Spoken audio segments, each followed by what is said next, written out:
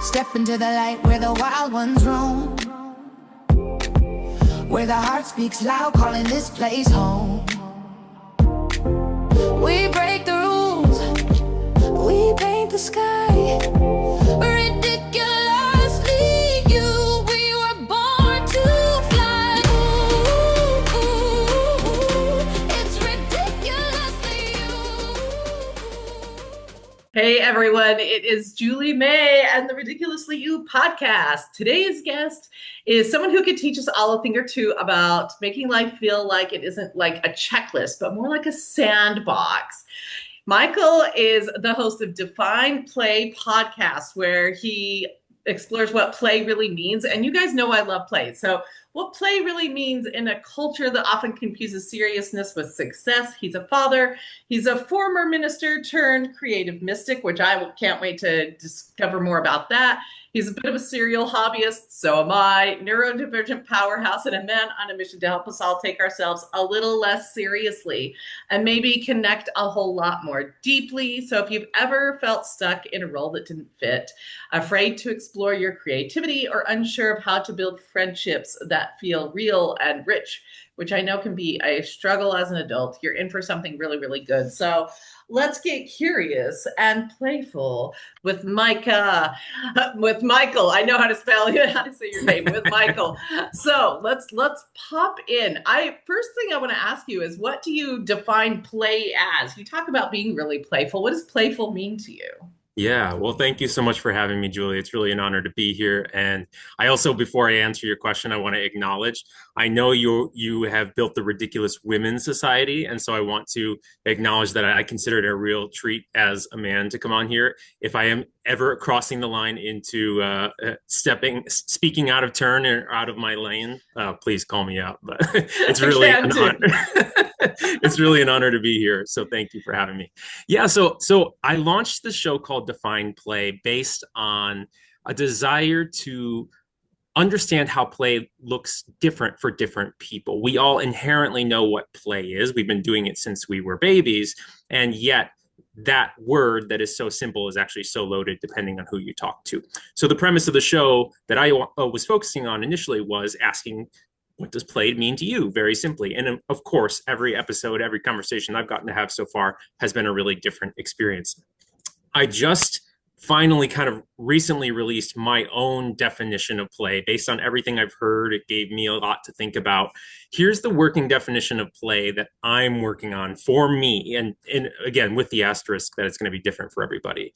I would say that for me, play is any action that you are doing voluntarily. Somebody can't choose it for you. It can't be done passively. So you have to do it voluntarily. It has to be done in an embodied way. So some aspect of your physical presence is playing. That doesn't mean, I love video games. That's still using your hands. It's still, but yeah, your physical body is interacting with something. Any embodied activity that brings you joy for joy's sake. Joy's sake being the ultimate currency and measurement of play. There can be other outcomes of play, productivity, money, connection. But for me, joy has to be the top output of an experience. That is purely joy for joy's sake, not joy for productivity's sake or anything else. That's all well and good. It's just not true play to me. That's the definition I'm working on currently, but I welcome your feedback. Yeah, I agree with that, because I'm big into finding the things that bring you joy. Exactly. For the purpose of nothing else than it makes me happy. Yes. Why did you do that today? It made me happy. It brought me joy. And that is the end result of why I did the thing today. But it's interesting how I talk to a lot of people who have kind of a weird reaction to the word play. In fact, I had a client a few years ago who, when somebody would tell her, go spend some time with play, she would feel like she was in trouble. She would feel like she was unwanted to go over there, to be out of somebody's space, because when she was little, being told, hey, I need you to go play right now, from her parents meant that go away from us. We don't need you in this room right now. Please be over there. And it almost had like this, still as an adult, feeling of, oh, I'm unwanted. Oh, I'm in trouble. Oh, that's something that means go away. And I was like, wow, that's so fascinating that that word play can mean so many things to so many different people, depending upon, your bit of filter, the trauma you had as a kid or whatever. But like, tell me a little bit more about why you think being in true play is really important for us as adults. Yeah, no, that's so good. And I think I feel for your client, your friend, and it's sad and but also quite common how play can get stigmatized in such a way like that, where she may have now associated that with isolation and rejection. And that's of course, never what we want. I think play is really interesting to try to cultivate as adults, because the tendency is to say this is something that's frivolous, it's just for kids, it has a time and a place. Now it's time to be grown-ups and proper and be productive and participate in this capitalist society, and you're measured by your output.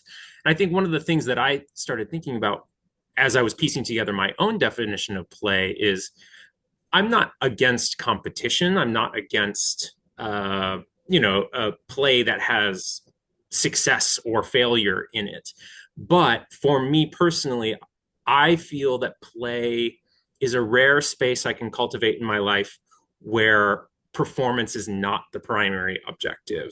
And in a society and in a professional environment where your value is measured by your performance, it's really important to have spaces where your performance doesn't matter and that you can simply be and simply enter into a flow state. This is a common thing I hear in other people's definitions of play is the sense of losing time, entering into this flow state where everything else disappears. And I love that. And I love that feeling. I'm sure you've experienced that where you just, time just disappears. That to me is a really important thing, not only for fun, not only for relaxation, it's actually really important for our brain health as well, to enter into that state of total focus. And as a person with ADHD, that is sometimes something I'm really chasing, is that immersion that can come from that. The discipline as a neurodivergent person is then learning where's the appropriate time and place to release myself to the flow state. But I think this is crucially important for our health, for our mental well-being. There's increasingly lots of research out there. Dr. Stuart Brown is one of the pioneers of this, and his book Play from I think 2009, talking about what we can learn from animals and from culture about how play is, ironically, something that seems so frivolous is actually quite intrinsic to our survival, or at least to our mental well-being. Mm. One of the things I've noticed as an entrepreneur is I get the best ideas if I spend enough time playing. If I am like grind, logic brain all the time, push, hustle, that's not where necessarily my best and like most successful ideas happen, because there's something like you're in a complete different brain state when you're in play. And it's funny because if I go into play for the purpose of having that outcome, it doesn't really work either. I have to like let go, let go completely of expectations, really get into play, because your brain does something completely different in that state. And then all of a sudden I'll have like these ideas and I'll be like, oh, what about this? What about that? And all of a sudden, like I contribute a lot of the success I've had as an entrepreneur over the last 11 years to being in playful, creative energy. And then when I'm kind of back to work, like taking and utilizing those ideas and combining kind of creative mind with logic mind and moving forward with those kinds of things. And I've seen a lot of the scientific data behind it as well. But like, let's say you're out there, you're the average, American who's in their 40s or 50s. They've worked their whole life. They've been taught, you go to work, you be responsible, then you get home and you have, maybe a spouse and kids and like responsibility. How can that person start getting in and learning how to play and prioritizing that more in their life? Yeah, it's a great question. And I think that that's something that is really, really common, is folks who are very busy and have lots of commitments saying, I believe you that play is important, but where is it going to fit? A couple of things come to mind for me. One, I would say on a really practical level, this may seem strange, but putting it on the calendar, blocking out time, even, and it may not be, maybe you can't afford a half day or a full day of free time. I know that as a father, that's not, it's a rare treat to get something like that. But it could be, maybe it's just an hour in the evening after the kids go to bed. Maybe it's maybe you negotiate with your partner, hey, can I take 2 or 3 hours Saturday? I'll give you 2 or 3 hours of solo time on Sunday. We do a little trade, something like that. So making some sort of practical prioritization of play in your time. I think beyond that, once you have carved out the time, and sometimes you can't even carve it out, maybe it's got to happen more spontaneously. It's just 15 minutes here and there. It's just on your lunch break or something like that. But whatever it is, I think the easiest way to start, if somebody says, I know I want to play, where do I start? Think back to the things that you very naturally were drawn to as a kid. For me, it was drawing. I love to draw. I love to kind of create different worlds in imagine with my imagination. It's drawing and it's nature. Those are two of the really simple starter ways that I like to play. Think back to what you did as a kid, because chances are that thing that you were really naturally drawn to when we're kids, the beauty of the way we play is we don't think about play so existentially. We just do it, and so it reveals what is naturally appealing to us. Come back to some of those things. I think for me, I largely put drawing and art kind of on the shelf for the last 20 years. I did it up through high school and then thought, oh, it's time to start being responsible, being a grown-up. 20 years later, I'm just beginning to say, hey, this is still a part of me. This is still something that awakens something in me and also soothes me. And so begin by thinking about, what did you do as a kid? I think the one thing that you could take it even further from that then is to say, what are the opportunities that I can do to play with others, to connect with peers, with friends? I have some friendships where we do a lot of talking and it's a very intellectual type of engagement. And I have other friends who we talk less, but we are more activity based. We just like to do things together. So that might mean simply, taking that vulnerable step and texting a friend and say, hey, do you want to try out some pickleball, or do you want to go for a walk in the woods, or do you want to both just sit down and draw together and listen to music? Or maybe it's being more receptive to the invitations that are coming your way and saying like, hey, that thing that I'm not always naturally drawn to, but somebody's told me about a concert they're going to, or invited me to go participate in some club or new hobby or sport in my area. And my default is to say no to those things because time, busyness, vulnerability, whatever. Put yourself out there and say, hey, what would it be like to say yes to that uncomfortable thing? And could be a whole new pathway of opportunity. So yeah, I would just start with the simple things and then expand from there. Do you have any advice for people out there that they have a little bit of guilt around this? Like they have all these responsibilities and kids and all of these things that are around their realm of, taking time for themselves means somebody else, something else, the house isn't going to get clean. The work project that you went home with isn't going to get as done. Like, can you help them with that feeling of guilt or that feeling of, oh, something's going to get left behind if I take time for doing this? Yeah, I think that's another common thing. And, in my household, my partner is a very organized and kind of, efficient and task, driven person. And I tend to be the one who's a little more free flowing and stuff. And at our best, we help both of each other. I help her kind of live into joy a little more. She helps me be structured and organized. And so finding that balance together, for a parent, I'll speak to the parents out there who, the to-do list is never going to end. And you could really grind on one to-do list and then a new week starts and you've got a whole new list again. And so the to-do list is never really going to go away. All we might do sometimes when we grind through our to-do list is just fast forward to the next to-do list. It rarely actually leads to margin and space. The more task oriented we are, the more that just becomes our way of being. And I think for parents in particular, if you think of your relationship with your parents and think of some of the fondest memories you have of your parents, chances are play was a part of that. And it was something that you shared together. And I have many fond memories from my childhood. And I have plenty of memories also of, when, work had to get done and by my parents, or I had to do chores or whatever. But the fondest memories are those ones that are built on shared experiences and a real sense of connection. And I would argue that because the to-do list is never going to go away, I'm not saying be irresponsible, but it's always going to be there. And these connection moments are really some of the most powerful things long term. Think about the memories that you want your kids to cherish the most, because the reality is a lot of it forms us, and yet we don't remember the details. I think there's big parts of my youth and childhood that are pretty fuzzy in my memory these days, but there are these key moments of play and connection that really stand out in my memory. And it's much like I believe it's a Maya Angelou quote that gets referenced pretty frequently. People don't remember what you say, they remember how you make them feel.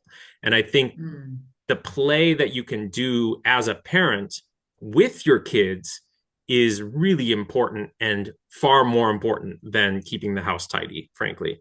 And the play for yourself is also more important, because our kids, our loved ones, our partners, our friends, they actually benefit as a ripple effect when we take care of ourselves better. So and this is the same for going to therapy and doing other ways that are taking care of our health and getting good sleep. These things that are not selfish, they're not actually just for us, because we actually show up and love the people in our life better when we ourselves take care of ourselves better. And play is absolutely essential to the way we take care of ourselves. I agree. And one of the things that I've noticed, my kids are all grown now. I have 7 kids. They are all grown. My baby girl is 20. The oldest one's in his 30s. But one of the things that they tell me is by me taking a day a week, like an evening here and there, or we had certain like bedtime rules when they were a little bit younger, before they were teenage age, which we changed this rule when they were teenage. When they were younger, the rule was after 9 o'clock is mommy time. And we didn't even have very strict, they have to be asleep by a certain amount of time, but they had to be in their bedrooms being quiet, because after 9 o'clock was mommy time. And one of my daughters especially has been like, as she's gotten older, she's 30 now, she's like, you know what, that was one of the most valuable things I've learned, is that I can just say, after this time, that is my time now. I can say that with people around me. I can say that for myself. I can just go in my room and be by myself and just like have time to just spend for me. And so like showcasing an example where it has that balance, where you are responsible, you are showing up for them. We're not talking about like throwing away all responsibility, right, but additionally spending time where you get rejuvenated, I think is a really good example for your kids that is okay to love yourself and take care of yourself, and you can do it and be responsible at the same time. I think is super valuable for them to see showcase, really. I agree. And it's, what we model to our kids much more than we are probably conscious of in our day-to-day has such an impact on them. And so us prioritizing play and wellness for ourselves is what we are showing to our kids. Whereas if we were to say, I don't have time for play, I don't have time for, relaxation, and we're showing that to our kids, now that's actually going to they're already getting all these messages from school that's preparing them for a very output measured existence in the world. And the more that we stifle our own play and our own relaxation, there's a risk of setting our kids' expectation that they should not expect or believe that they are worthy of play and relaxation for themselves as they get older either. So really, really crucial. And, I certainly have room to improve on this as well. I think of the way that I do or don't always be present with my kids, with my phone and screen time and other things, like showing them that I want to be fully present with them and not just saying it. You've heard the phrase, do as I say, not as I do. It does not work. Yeah. You need to actually show it to them. And we have to prioritize this if we think that they're going to do the same. I think the other thing that I would say on the way that we model this, in American culture in particular, with parenting, there is such a tendency to max out every minute of the schedule, and fill things up with kids' activities every day of the week. And I realized, wow, my kids can go. We have a house. My kids are 8 and 5, so they still love to play with toys. They still love to make believe at home and all kinds of things. But I am amazed sometimes at how we've got a house full of toys and they never use any of them. And I'm like, well, why is that? I'm like, oh, that's because our schedule is so packed that they don't even have time to come home and play. They're at school, and then they go from school to the aftercare. Then I'm picking them up. Then we're going dinner. Then it's bedtime. And then we're already like, they don't even have margin in their schedule to have unprogrammed time.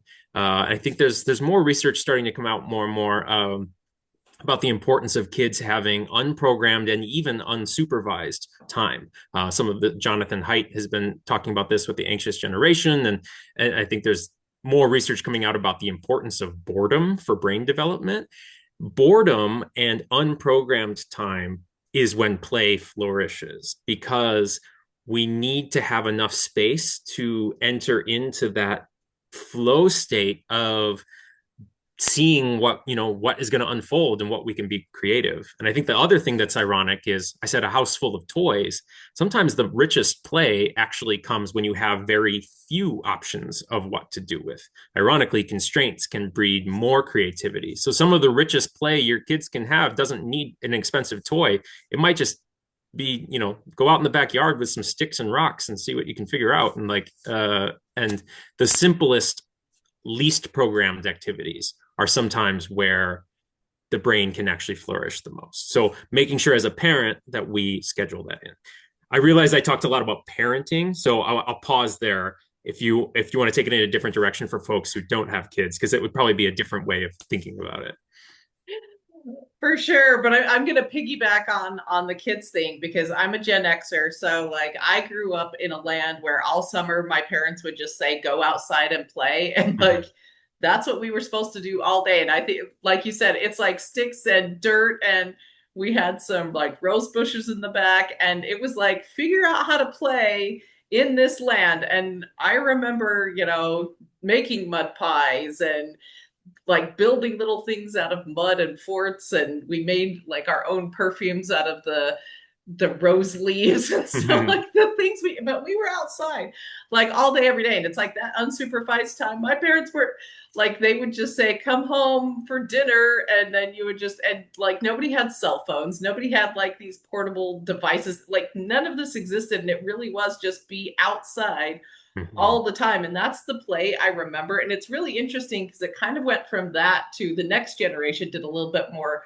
like helicopter parenting. Yeah. It kind of corrected like an overcorrection of schedule every second of the day and be there all the time. And I'm like, I think we need to like come back to the middle. Can we come back in a middle land? Because like Gen Xers, we had no parents. Parenting, what was that? Like, not at all. It was go outside, don't be seen, don't be here, come back when it's dinner time, and then be quiet, and then be out again. And there was like, there literally was like no parenting. And then it was like helicopter parents and schedule every second of every day and every activity possible. And now I'm like, how about we come back to the middle? Because some free time is really nice, but a little parenting here and there also probably good, right? But then that kind of brings me to like, what do we do as adults? Do we schedule every second? Because if we have kids and they're scheduled every second of every day, guess what? That means we're scheduled every second of every day too. And even if you don't have kids, a lot of people are still in that land of I scheduled every second. A lot of people have second jobs because they need to, and that doesn't allow for as much time to play there, or they have just other things that have just gotten up and scheduled every second of every day. So that same law of what you would tell your kids to do, I think is wise for us as adults too, to have time to do nothing. In fact, I just was posting on Facebook this week that nothing is my favorite thing to do. It's my all-time favorite thing to do. And my boyfriend is my favorite person to do nothing with. It is like fantastic to do nothing. Because when else can you kind of have time to just play and have something for joyful purpose and just go out and explore for the purpose of exploring? You don't get that if you're already scheduled every second of every day.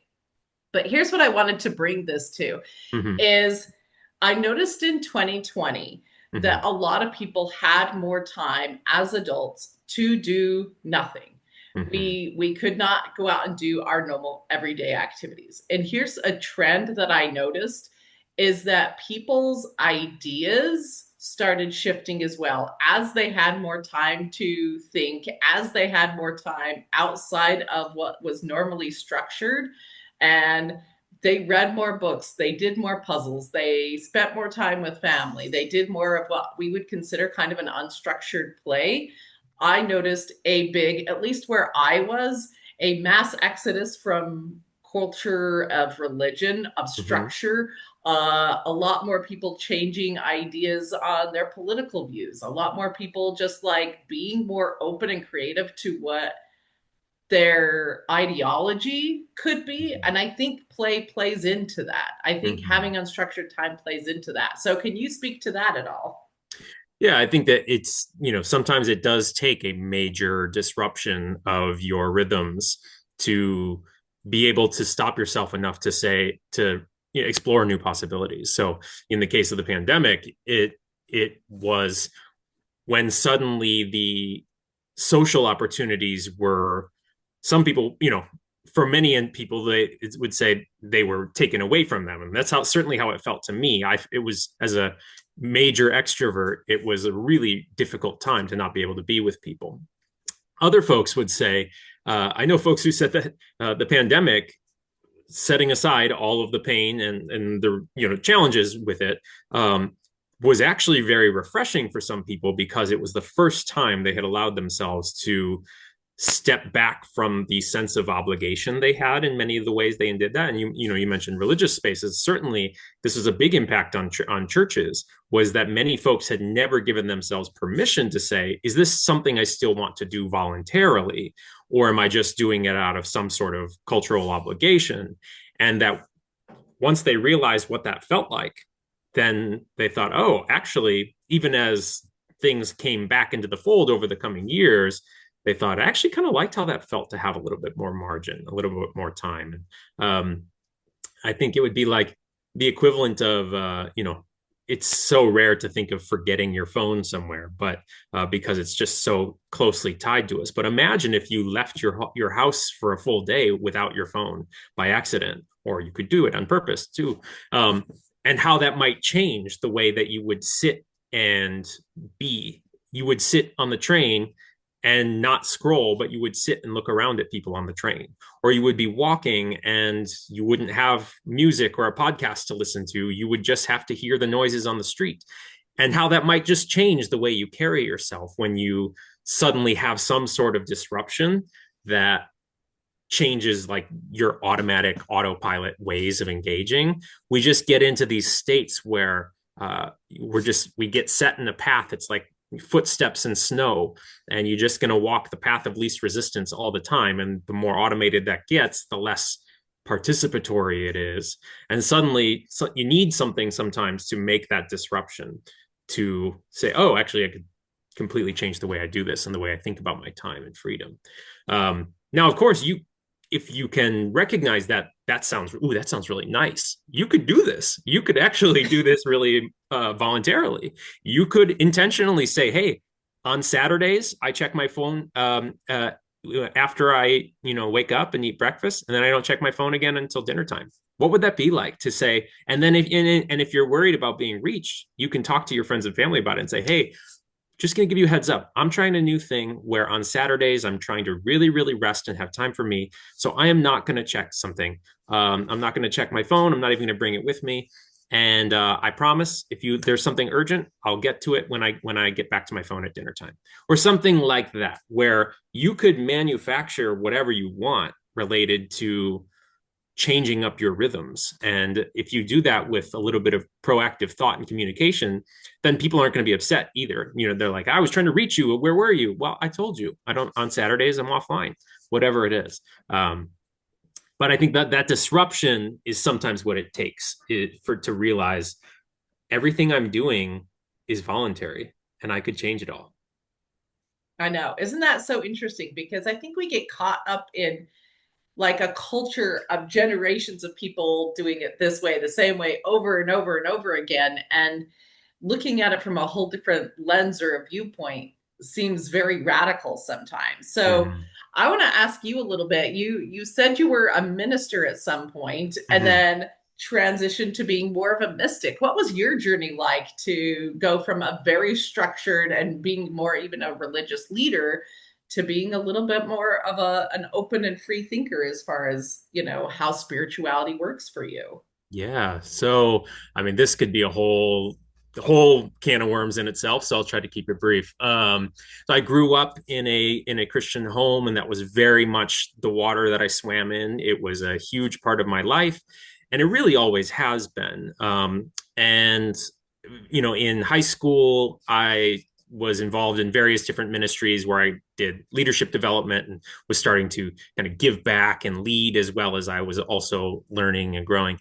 In college, a lot of things started changing for me as I was exposed to new ways of thinking I had never thought about before, related to social justice and inclusivity. And people, I had a wonderful roommate who had also grown up kind of around faith, but his parents were much more liberal than mine, and was asking questions that and I don't mean that as any shade to my parents, but like just like his family was distinctively more liberal, and asking questions that I had never pondered before, like who would Jesus offer healthcare to, or things like that. That were just like, oh yeah, that's really interesting.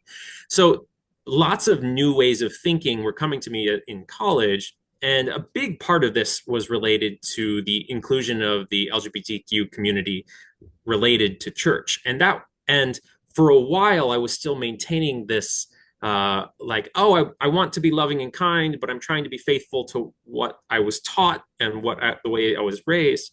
Everything started changing as there was one year, a year or two out of college, where three different friends of mine came out.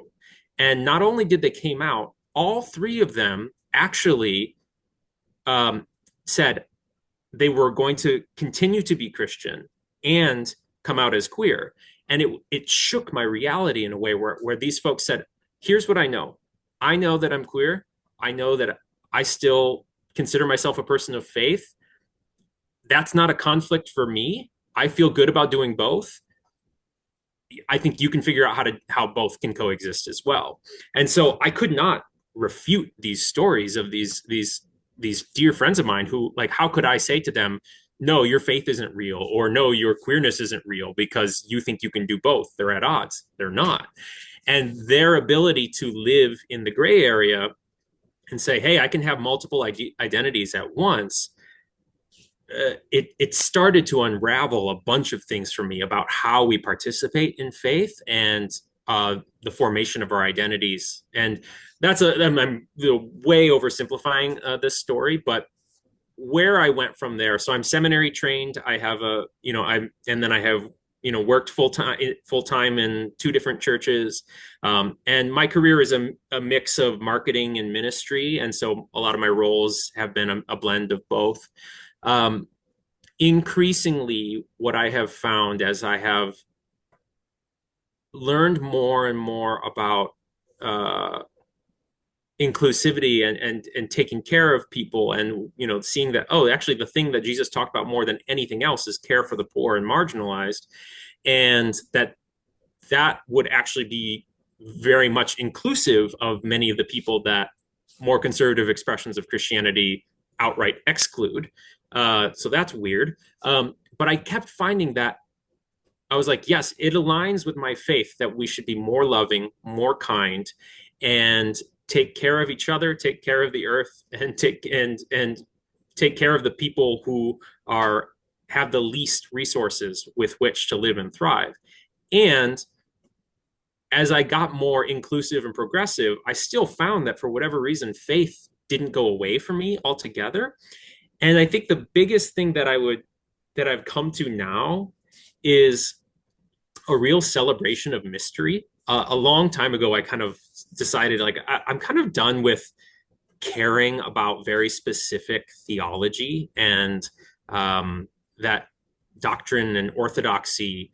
I just don't actually see that making sense as the way God actually engages us, because there are thousands of different denominations and expressions of faith, and to think that there's just one of them that has it all right and they've put the pieces together in their minds right and everybody else is wrong, and like it doesn't make any sense to me, because I think God must have much more grace for all of our misunderstandings and different conclusions. So I've kind of come to this place where I still identify as a Christian, but a lot of the parts that don't align with it are gone for me. So I'm fully LGBTQ inclusive. I stopped believing in hell many years ago.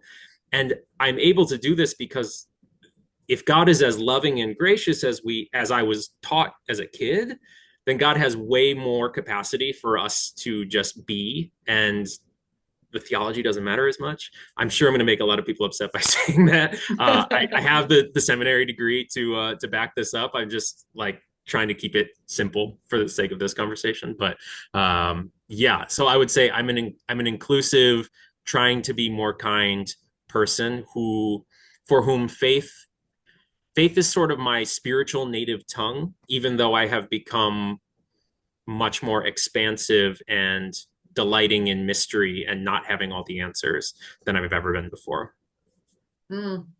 Maybe that's playful in itself, you know?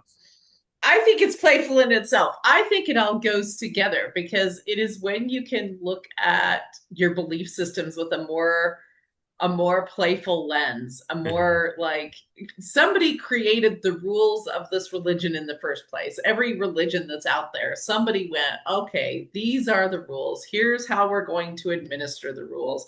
Somebody created that in the first place. And so I'm like, why can't you look at this whole thing of I'm going to create the rules for myself? Like I'm going to figure out my relationship to whatever's on the other side for you, and I'm going to figure it out and decide what my rules look like. You know, somebody else did it a long time ago and said, this is the rules. Like what takes away my ability to figure that out too? And so I kind of look at it through that lens a little bit, as well as kind of like the more I've talked to people globally and traveled globally, the more I go, okay, there's a lot more here than, you know, I grew up in Utah and had a very like super structured, like Mormon, very strict household growing up. And that was part of my adult life as well. Frankly, like that culture is very, very, very strict, very orthodox. Like you got to do all of the things, right? And the more I looked at things globally and got more into creative realm and more into like, what if all things are possible? What if like there's so much I don't know, because you know you grow up in a certain, like, these are your spiritual texts, but there's all these other spiritual texts that you know, if you grew up in India, you would have no idea what's maybe even in the New Testament, which we think, well, everyone knows what's in the New Testament, but like not if you grew up in India, right. Not if you grew up in China, not like they have a whole different text. They have a whole different way of looking at things. And if you can like go, okay, this is a big, big world with, you know, billions of people on it that all have kind of a different idea of what this looks like and different backgrounds. And it seems to be that if a God were as loving as the connection I have with God is, anytime I connect with the higher world and with God, I think, oh my gosh, there's so much love there. If there's that much love, why would it exclude like these giant billions of people who would be excluded from a very strict religious, just Christian text that if you didn't follow these things, you would go to hell. That makes Right. zero sense to me when I connect with God, right? Yeah, I totally agree. And Ira Glass has a quote. I'm sure I'm going to butcher it, but the essence of the quote is something along the lines of, I think he grew up Jewish. I think he would now identify as an atheist. And he said, religion is the stories we tell ourselves to be more comfortable with death. And it's the idea that there's structures here that help us be less afraid in the world. I think that's wonderful, honestly. I think that's great to have that. And to do that, I have to say, at times I've had to say, I might be wrong about all of this. None of this might be real. But for whatever reason, I haven't naturally come to that place where I just feel like I'm fully done with belief. I'm fully done with faith. But I'm really comfortable. I said spiritual native tongue earlier. I'm really comfortable with the idea of, I am using language that I was taught in the tradition of Christianity to help to understand the universe and my existence and my role in it. I'm attempting to put language to a abstract spiritual experience. And when I look at the different religious expressions throughout the world and all the different ways that can show up, I think I see that common thread of we attempt to use language to describe something that really is beyond language. And so it's natural that we are going to start to organize our thoughts and then stick with the people who think kind of like us. But they've done plenty of studies where they studied the brain activity of people from different religions who are praying. And that sense of kind of the chills you might get when you are praying. I'm not saying it's not real. I'm saying that they see in these tests, like the brain activity is the same across religions when somebody is in that space of connecting to a broader, to the divine, to the spiritual, source of love that there is. So when I hear that as a person raised in Christianity and still identifying in Christianity, I basically say, okay, there is some sort of creator and source of love out there. But it is so big and beautiful and abstract that human language is limited in its ability to understand it and to try and put it in boxes. And so it's very natural and understandable that around the world and across cultures and across time, the language we use would differ significantly. But the root thing, it's like, we're all standing in this room with this giant elephant. And if you ask me on one side of the room, hey, what's this thing you're interacting with? I'd be like, well, it's cylindrical, it's wide, it's and like I might be describing the leg. And somebody else on the other side of the room might be near the tail and say, oh yeah, this thing in the room, it's like it's moving and it's hairy or fuzzy or something, and it's kind of whipping around. And someone else in the room is gonna be like, this thing is really sharp, and if you are not careful, you could get gored by it. They might be all interacting with different parts of this elephant in a room, but it could be all the same thing. It's just that if the elephant is a giant cosmic thing that is, you can't see all of it all at once, then I actually need to learn more about the different perspectives in the room, where I could say, oh, I'm only understanding one side of this. I'd love to hear what you're experiencing on the other side of the room. And that to me, like, it comes full circle to, I still maintain Christian language because it's what I know and it's what I've been trained in. But I'm really comfortable with saying, I want to learn from my Muslim siblings. I want to learn from folks on the other side of the world about their experiences with the creator, with the divine. Lately I've been dabbling with a Native American translation of the New Testament, and it's been really refreshing to just experience something afresh. And I think all of that to me is inherently playful, in the sense that I think if there is a creator, one of the great things about a creator giving us the ability to create and to make art and to make music, like that in itself is it's the highest form of worship, to do the thing that God gave us the ability to do.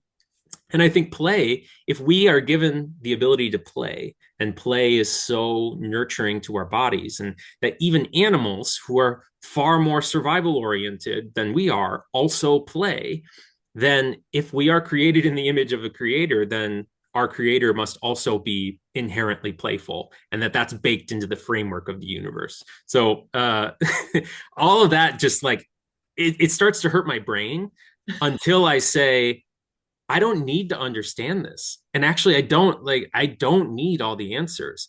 What matters is my way of engaging this and the structures I'm participating in while doing this. Am I being more loving and more kind? As long as you're like not hurting people, I don't care what your religion and faith is. If your religion causes you to hurt people, now we have a problem. And the biggest problem I see in that is within my own tribe of Christians who are doing, people who are claiming the ways of Christ, and yet, using that name to justify mass deportations. I'm like, did you actually read the book? Because I think actually, if you're going to claim this name, at least claim the things that Jesus was actually about, and the care, mass violence against immigrants is not actually in line with the thing you say you're preaching. So anyway, I'm on a whole rant now, but I'll let you rein it back in.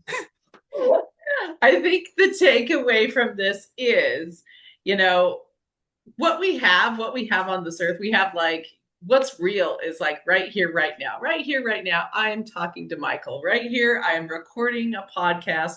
And if I can be my best self, if I'm not hurting anyone, if I am trying to bring more love into the world, then it doesn't really matter if I am describing the trunk of the elephant or the tail of the elephant. It's okay for me to not understand the whole God thing, for me to just understand a piece of it. If we're all trying to be the best kind of people we can be and be as loving to the people around us as we can, then we're going to do all right. Mm-hmm. So that's my takeaway with it. I love your description and your analogy using the elephant, because that's very much how I see worldwide religions and different aspects. And I really love studying that kind of thing, just because I was brought up in one tiny little box. And it's like, wow, there's so much out there to learn and grow from with our fellow brothers and sisters across the planet. Yes.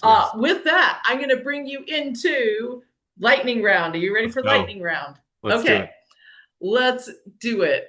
If you could define adulthood for you using 3 words, what would they be? Responsibility, care, and time, and I'm going to say fleeting time. Okay, what's something you used to think was frivolous that you now see as more kind of like sacred?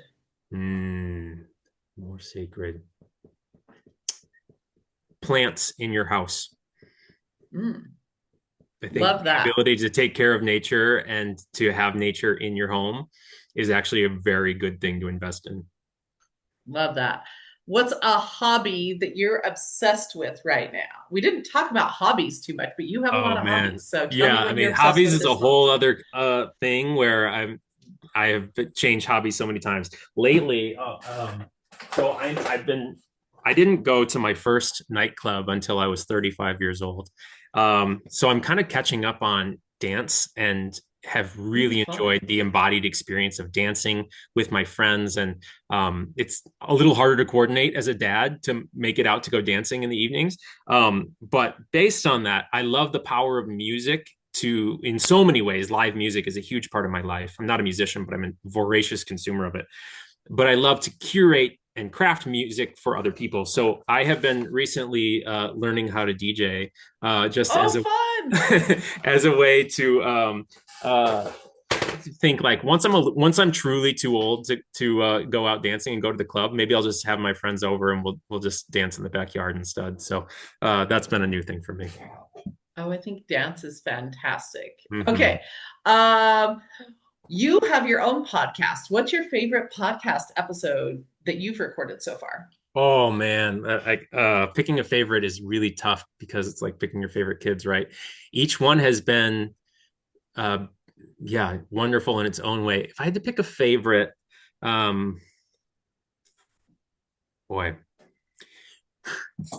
the very first one stands out in a unique way. I don't think I can use the term favorite, but I'll say the very first one was a real privilege. It was with my friend Tim Bloom, who is a friend who I had a couple key points in my life has marked, like, been there for an instrumental, pivotal fork in the road moment in my life. And he is a really accomplished and brilliant person. And so he being willing to film the very first episode with me when I had zero audience and zero sense of what we were doing, and then we're working with a videographer friend as well who filmed it for us. But just the fact that he was willing to do that with zero evidence of what it could be was such a testament to his care for me. And so I think that sense comes through in many of the episodes I did, but it was just extra special to have somebody that I respect so much be willing to be my very first guest, because in many ways I feel like I didn't deserve it. But yeah, it was a real gift. Those people who support you before you get out and create Mhm. success, before you have all the things, that's so important. Mhm. Okay, Michael, what one last message would you want our audience to hear today? If they could come away from this episode with one thing, what do you want them to remember? Play is essential to a well-rounded well-being, and play is one thing AI can never take from you, because play has to be participatory and voluntary. You can outsource a lot of things. You cannot outsource play. You can't, if you are making something else play for you, you are not playing. So protect the most sacred parts of your humanity, and by carving out things that you refuse to give over to AI, and play should be one of those. Love that. Where can people find you? Where's the best Yeah. place to find you? Yeah, so I think the two best places would be on YouTube. So on Define Play on YouTube is where you can find the long form interviews, as well as some kind of newer forms of content we've just started to experiment with. And teaser that I think in 2026 the focus of the show may be changing and expanding to a broader community, and not just content, and with an emphasis on creativity and spirituality coming together. So it is possible that the name may even change in the future. But for now, Define Play on YouTube or on Instagram are the easiest ways. We're also on Facebook and TikTok and LinkedIn, but it's kind of all the same stuff, just in different channels. So the two biggest ones would be YouTube and Instagram, and your favorite podcast platform as well. So Spotify and Apple. Love that. Well, thank you for coming on and giving us all permission to play a little bit more, to get into our creative brains, to think outside the lines, especially as far as the way our work balance looks, as far as, our belief system looks. All those things are so important. So whether you're a fellow creative mystic, a neurodivergent rebel, or someone who's tired of just pretending, this conversation reminds us that joy is not optional. It is necessary for us. Go check out his podcast, Define Play. Follow Michael on Instagram and make something weird today. Go play, take that time. And with that, this has been Julie May and the Ridiculously You podcast.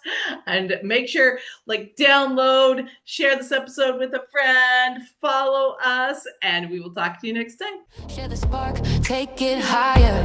Hit subscribe, bring a friend. Let the wildness never end.